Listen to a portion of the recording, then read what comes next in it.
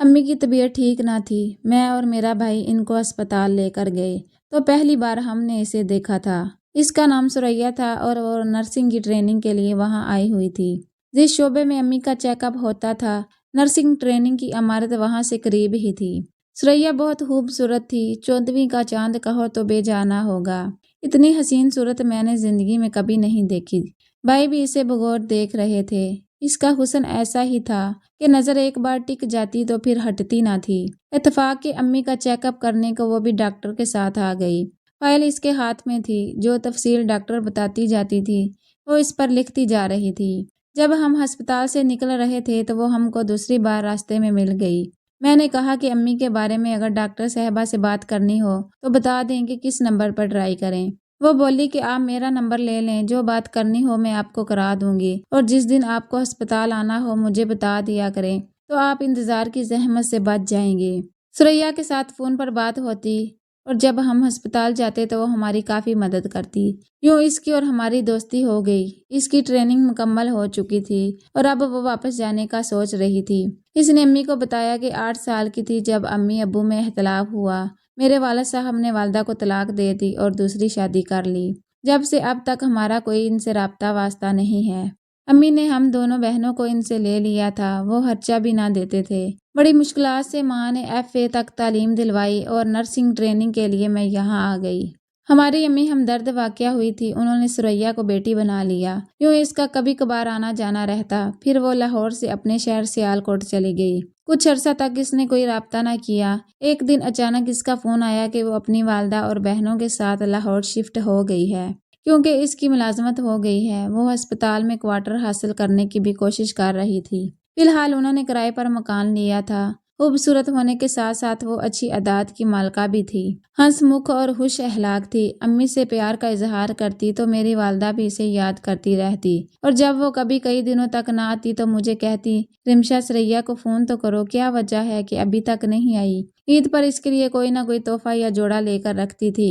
غرض ماں جیسے بیٹی کو چاہتی ہے ویسے ہی ثریا کا خیال رکھتی تھی۔ میرے علاوہ اشر بھائی کے پاس بھی اس کا نمبر تھا۔ جب میں مصروف ہوتی امی بھائی سے ثریا کا نمبر ملوا لیتی۔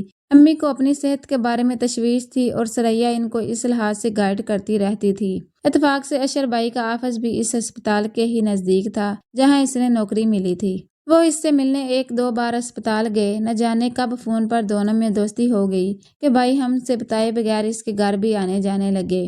ان کی ملاقاتوں کا سلسلہ 2 سال تک چلا، لیکن انہوں نے ہم کو کانوں کان خبر نہ ہونے دی۔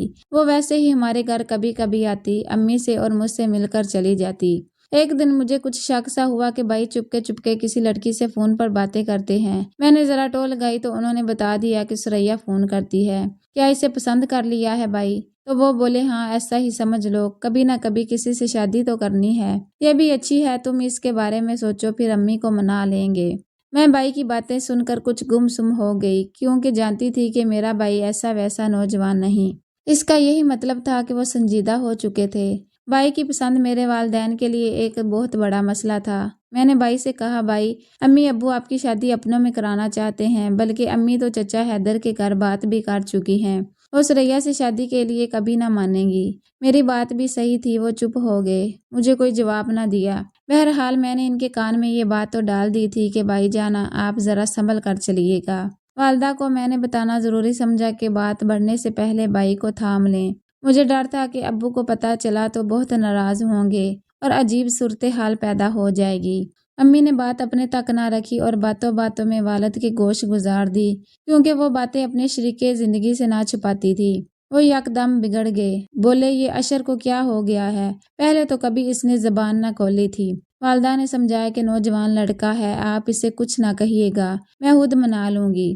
بات شاید سمجھانے کی حد سے آگے بڑھ چکی تھی۔ جب والدہ نے انہیں سمجھایا تو اشر بھائی اکھڑ گئے، کہنے لگے، زندگی میں نے گزارنی ہے، آپ لوگوں نے نہیں۔ جان لیجئے کہ اگر مجھ پر زبردستی اپنا فیصلہ تھوپنے کی کوشش کی گئی تو میں گھر سے چلا جاؤں گا۔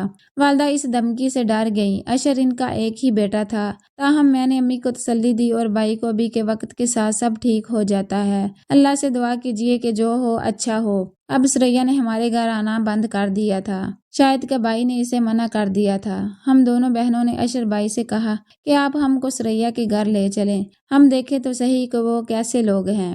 اشر بھائی ہم کو سریا کے گھر لے گئے۔ اس کی بہن اور والدہ بہت خوش ہو کر ملی، ہماری خاطر مدارت کرنے لگی۔ ان کو خیال ہوا کہ شاید ہم نے سریا کو پسند کر لیا ہے اور اپنی بھابھی بنانے کا ارادہ ہے۔ ہم کو بھی یہ اچھی لگی تھی۔ ہم بہنوں نے امی کو منا لیا کہ فی الحال آپ اشر بھائی کو تنہا نہ چھوڑیں، بلکہ ان لوگوں کے گھر آنا جانا رکھیں۔ نہ جانے یہ اونٹ کس کروٹ بیٹھنے والا ہے، ایسا نہ ہو کہ آپ کا بیٹا آپ کے ہاتھ سے نکل جائے۔ امی نے بھی بیٹے کی ان لوگوں میں گہری دلچسپی کو سمجھ لیا۔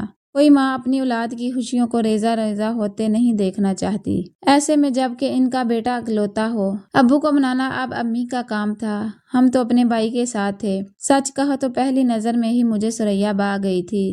امی نے ایک دو بار سریا، اس کی والدہ اور بہن کو گھر بھی مدعو کیا۔ وہ شاید چاہتی ہوں کہ والد ان کو ایک نظر دیکھ لیں، پرکھ لیں تو بات آگے بڑھے، لیکن والد صاحب حیدر چچا کے گھر ہی بھائی کا رشتہ کرنا چاہتے تھے۔ وہ اس بات سے رنجیدہ ہو گئے کہ میری بیوی اور بچیاں بھی اپنے بھائی کی ہم نوا ہو گئی ہیں۔ ہم تو بھائی کی خاطر ایسا کر رہی تھی کیونکہ مجھے معلوم تھا اب اشر بھائی ماننے والے نہیں۔ وہ ہر اتوار کو کھانا سریا کے گھر کھاتے تھے، ہم کو نہ بتاتے، مگر میں نے حالات سے باخبر رہنے کے لیے سریا کو اس قدر اعتماد میں لے لیا کہ وہ مجھے اکثر فون پر باتیں بتایا کرتی تھی۔ 2 سال گزر چکے تھے اور اب سریا کی بہن میرے بھائی سے اصرار کرتی تھی کہ اپنی والدہ سے کہو رشتہ لے کر آئیں۔ امی کب تک سریا کو بٹھائے رکھے گی؟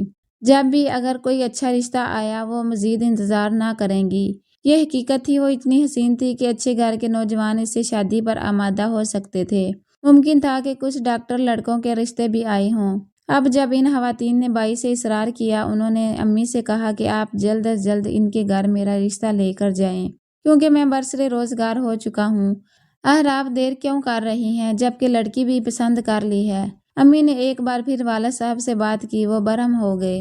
انہوں نے کہا میں بھائی کو بھی چھوڑ دوں اور اپنا مسلک بھی چھوڑ دوں، ان لوگوں کا عقیدہ ہم سے الگ ہے، میں کبھی اس رشتے پر رضامند نہیں ہو سکتا۔ والد کے غصے سے ہم سب ڈرتے تھے۔ امی بھی سہم کر رہ گئی اور ہم بیٹیاں تو ان کے آگے دم نہ مار سکتی تھی۔ امی نے بیٹے کو صاف بتا دیا کہ اشر تمہارے ابو ان لوگوں کے ساتھ رشتہ جوڑنے کو ہرگز تیار نہیں ہیں، آگے کی تم خود سوچ لو۔ یہ بات اشر نے مجبور ہو کر سریا کی ماں کو بتا دی۔ رشتہ لینے میرے والدین نہیں آئیں گے، میں نے ان کو منانے کی کافی کوشش کی ہے اور ناکام رہا ہوں۔ سریا کی ماں نے بھائی سے کہا، اشر، ہمارے سر پر کسی مرد کا سایہ نہیں ہے، ہم نے تمہاری شرافت اور محبت کو دیکھتے ہوئے یہ فیصلہ کیا ہے کہ تمہارے گھر والے شادی میں شامل ہوں یا نہ ہوں، تم بے شک اپنے دوستوں کو لے آؤ، میں نکاح کر دوں گی، لیکن رخصتی تبھی کروں گی جب تمہارے گھر والے سریا کو اپنے ساتھ رکھنے پر راضی ہوں گے۔ اس طرح مجھے کم از کم یہ تو اطمینان ہو جائے گا کہ میری ایک بیٹی کا رشتہ پکا ہے، تبھی دوسری کے لیے تگ و دود کروں گی۔ سوچ، اگر آج میں مر جاؤں پھر میرے بعد ان دونوں کا کون ہوگا؟ سریا کی ماں کی باتوں کا بھائی کے دل پر اثر ہوا۔ وہ اپنے 2 دوستوں کے ساتھ ان کے گھر گئے اور سریا کی ماں نے بیٹی کا نکاح کرا دیا۔ بھائی نے کہا کہ جب تک امی ابو راضی نہیں ہوتے اسے اپنے پاس رہنے دیجیے، میں اس کو اکیلے گھر میں کہاں اور کیسے رکھوں گا۔ اشر بھائی نے سریا کو اپنا لیا اور ان عورتوں کا سہارا بن گئے، لیکن ہم کو انہوں نے کانوں کان خبر نہ ہونے دی، بلکہ شادی کے بعد بھی رات کو گھر آ جاتے۔ انہوں نے والد صاحب کے ڈر سے اپنے معمولات میں تبدیلی نہ آنے دی۔ اشر بھائی کو انہی دنوں کمپنی کی طرف سے سعودی عرب جانے کا ویزا مل گیا۔ وہ بہت خوش ہوئے کہ جا کر بیوی کو بھی بعد میں وہاں بلوا لوں گا اور جدائی کی فصل ختم ہو جائے گی۔ اب بھائی وہاں سے سریا سے رابطہ رکھتے تھے اور باقاعدہ ڈرافٹ بھیجتے تھے۔ ہر ماہ معقول رقم سریا کے گھر والوں کو اشر کی کمائی سے ملنے لگی۔ رقم وہ سریا کی والدہ کے نام بینک میں بھجواتے کہ یہی ان کی ہدایت تھی۔ وہاں جا کر اشر بھائی کو اندازہ ہوا کہ یہاں بیوی کو بلوانا اور ساتھ رکھنا ایک نہایت دشوار امر ہے۔ 3 سال بعد بھائی چھٹی پر واپس وطن آئے۔ جب ساس کے گھر گئے پتہ چلا سریا گھر پر نہیں ہے۔ اس کی ماں نے بتایا کہ اس کی خالہ اسے لے گئی ہے اور وہ سیال کوٹ میں ہے، کیونکہ یہاں اس کے بہت سے رشتے آتے ہیں اور وہ کسی کو بتا نہیں سکتی ان کی بیٹی شادی شدہ ہے، صرف اور صرف اس خوف کی وجہ سے کہ اشر کے والد کو علم نہ ہو جائے اور وہ یہاں آ کر کوئی ہنگامہ نہ کر دیں۔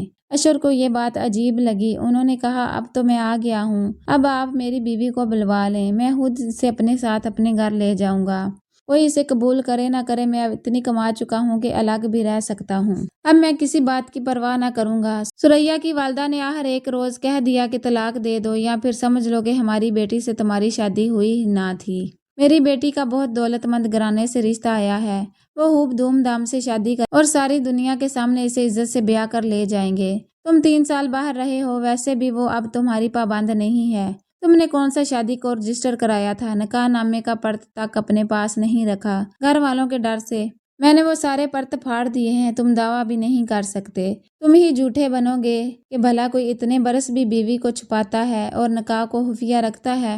شادی تو وہ ہوتی ہے جس میں لڑکے والے بھی شریک ہوتے ہیں، ساری دنیا کو پتہ ہوتا ہے۔ یہ سن کر اشر بھائی بولے، خالہ جی نکاح کوئی مذاق تو نہیں، میں کورٹ میں دعویٰ کروں گا۔ ہاں جاؤ، شوق سے جاؤ، جگ ہنسائی کراؤ۔ وہ بزدل شخص جو بیوی کو گھر نہیں لے جا سکتا وہ کورٹ کیا جائے گا؟ بھائی نے مجھے بتایا کہ رمشا میرے ساتھ اس چلاک اور مسکین بڑھیا نے ہاتھ کیا کیا ہے۔ اب بتاؤ میں کیا کروں؟ میں نے کہا بھائی یہ والد کی طرف سے تم کو سبق ہے، جلد تم پر ان لوگوں کی اصلیت کھل گئی ہے۔ میری بات مانو تو اس کا پیچھا ہرگز مت کرو، اپنی عزت کو مزید گھاٹے میں مت ڈالو۔